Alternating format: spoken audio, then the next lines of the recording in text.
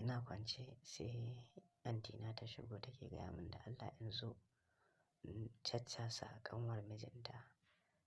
An ba da izinin a yi mata duka saboda tana bin maza. Na ce to shi kenan, na ɗauko belt ko na shigo na samu ɗaki. Ina zuwa aka ce min ga ta can in shiga kar in saurare ta in mata duka. Na ce to ba matsala. Ina shiga ɗakin kuwa sai na yi arba da ita. Yarinyar da na daɗe ina kashe kuɗina ne ta bani dama in yi aiki. Kuma na san tana yi. Ina shiga na gan ta muka yi zuru-zuru muna kallon juna. Na ce mata ke dama ke ne? Ta ce min ita ce. Sai na ce to yanzu ya za a yi? Ta ce min ai ta daina. Na ce wallahi ba ki daina ba. Ta ce kamar ya?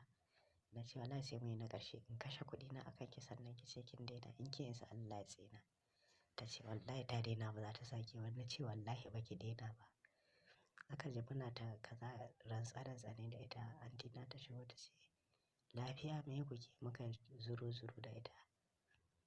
Muka yi zuru-zuru da mu muna kallon juna. Ta ce ka caccasa ta aka ce ba ta jin magana. Na ce anti ta ce na ce fita ki bamu wuri. Tana fita na sa sakata na kama ta da kokuwa ta kuwa ta fara ihu. Anti ta ce yauwa casa ta da kyau, casa ta da kyau. A raina na ce kin ga 'yan rainin hankali. Kawai in gama kashe kuɗina duk kuɗina na ƙona shi a kan ki sannan ki zo ki ce min kin daina wallahi ba ki daina ba yau na kai. Amma kin daina wallahi ni ba ki daina da ni ba yanzu muka fara. Ba a daɗe ana ɓata lokaci ba kuwa na samu galaba a kanta. Jikinta da ke la'asar kafin ƙyabtawa da bismillah kuwa ta riƙo zarmalulu ta fara murjin taliya yanda ni kuma na ci gaba da cukurkuɗa mata. Yan tagwayen ta wato arzikin Fulani. Haka muka daɗe muna ta murmusan juna kafin daga ƙarshe fa aka zo inda ake yin goho. Ai kuwa ta ce sam ba ta san wannan maganar ba. Nan na durƙusa har ƙasa ina ba ta haƙuri.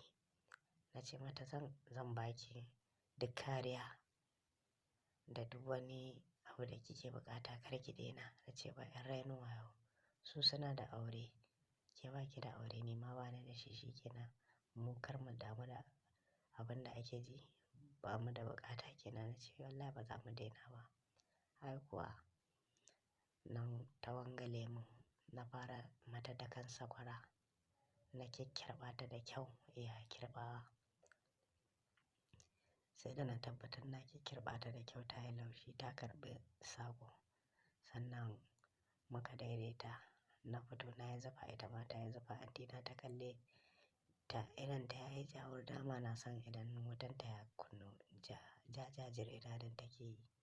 Muka fito ni kuma ina share zufa. Antina ta ce da kyau ka ƙyaƙƙyarɓa ta ko? Na ce eh. Ta ce haka muke so. Kar ka mata dukan kawo wuƙa. Na ce ba matsala gobe ma a kira ni.